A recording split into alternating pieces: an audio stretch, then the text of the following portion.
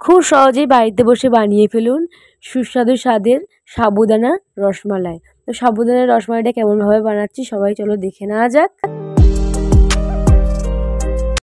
আমি এখানে নিয়েছি 200 গ্রাম সাবুদানা, আর নিয়েছি চিনি, আর লাগবে গুঁড়ো দুধ আর ড্রাই ফ্রুট, আর নিয়েছি এখানে এলাচ গুঁড়ো।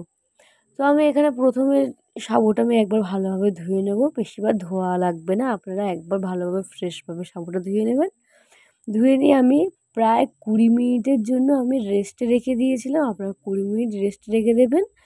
তো আমি তারপরে দিয়ে নিচ্ছি এখানে চিনিটা দিয়ে নিয়ে একটু স্বাদটা ব্যালেন্সটা রাখার জন্য আমি দিয়ে নিচ্ছি লবণটা দিয়ে নিয়ে আমি কিছুক্ষণের জন্য এরমভাবে মাখিয়ে নেবো। আমি যেমনভাবে মাখাচ্ছি আপনারা তেমনভাবে ঠিক মাখাবেন। আর আপনারা যতটা পারবেন ভালোভাবে মাখানোর চেষ্টা করবেন, যতটা মাখাবেন ততটা খুব ভালো হবে।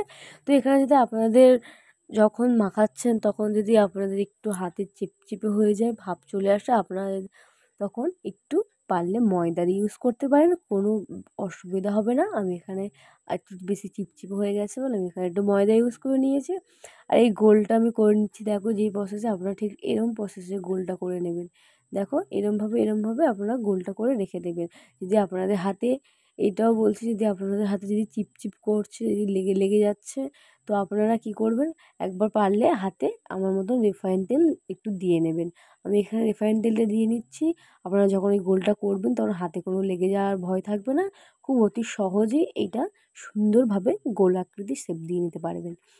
তো আমি এখানে দেখো সবগুলো গোল আকৃতির শেপ দিয়ে নিয়েছি। আমি এবার নিয়ে নেব দুধ। আমি এখানে নিয়েছি লিকুইড দুধ 500 গ্রামের মতন দুধ দিয়ে নিয়েছি। এবার আমি কড়া বসিয়ে দিচ্ছি, কড়াইতে দিয়ে দিচ্ছি দুধটা দিয়ে আমি একটু কিছুক্ষণের জন্য উষ্ণ করে নেব। হালকা হাতে আমি একটু কিছুক্ষণের জন্য করে নিয়েছি।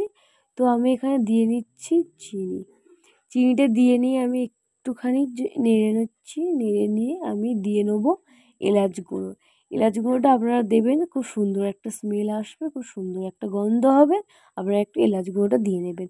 দুধটা যখন ফুটবে আমি এখানে এক এক করে দিয়ে দেবো সেই আমাদের সুস্বাদু স্বাদের মিষ্টিটা এখন সুস্বাদু স্বাদ হয়নি, আসেনি। এবার দুধের মধ্যে ফোটালে কিছুক্ষণ জন্য তারপর সুস্বাদু স্বাদটা আসবে।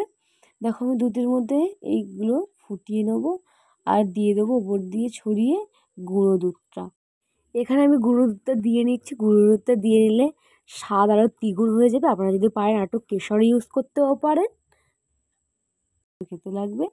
আর বেশি দেখো কোনো কিছু ঝামেলা নেই, আপনারা খুব সুন্দর সুস্বাদু স্বাদের এই সুন্দর একটা কাঁচের পায়েস করে নিতে পারবেন। গরমের দিনে তো খুব সুন্দর লাগবে। আপনারা ফ্রিজে রেখে স্টোর করে রেখে খেতে পারবেন 2-1 দিন।